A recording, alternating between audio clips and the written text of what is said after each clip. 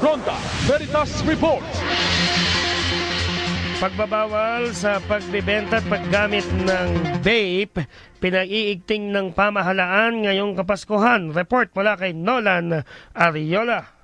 Maraming salamat mga kapanalig. Bahagi ng kampanya ng DOH ang masamang idinudulot sa kalusugan sa paggamit ng vape na ayon na rin sa datos ng kagawaran, maaaring ngayong panahon ng Kapaskuhan ay maraming mainganyong gumamit ito. Kaya mas pinaigting pa ang pagkukumpiska sa mga vape tapos wasakin kamakailan ng Bureau of Internal Revenue ang libu-libong illegal na vape products na may kabuuan tax liability 1.34 billion pesos sa kanilang national office sa Quezon City.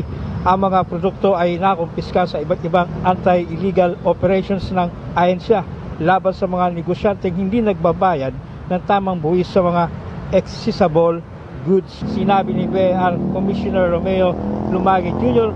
na ang operasyon ay malinaw na mensahe laban sa mga lumalabag sa batas.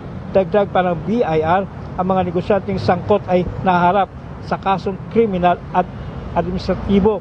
Bukod sa Quezon City, nagsagawa rin ng kaparehong disposal ang BIR sa iba't ibang reyon. Simultaneous nationwide destruction of these thousands of seized illicit vape products.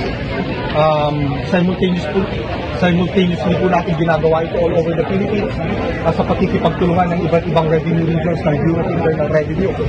Ang total tax liability, estimated tax liability nitong sinira natin at sisirain sa mga darating na araw ng mga vape products is around 1.3 billion pesos. Actually, all in all, ang total seized vape products umaabot sa 750,000. No? Although yung iba, sisirain natin sa mga darating na araw kasi meron pa silang kailangan na clearance from the ports where the cases are pending. Mga kapanalig, ang lagyang dalangin at paalala ng Simbahang Katolika ay maging maayos ang mga pinatutupad na patakaran o batas ninuman at saan man. Para sa Veritas 846, ang radyo ng Simbahan, ako inyong kapanalig, Nolan Ariola, sumainyo ang katotohanan.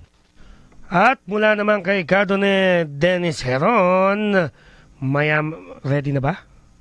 Ayun, thumbs up.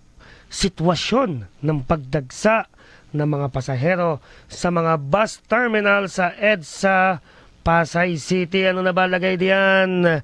Kadone?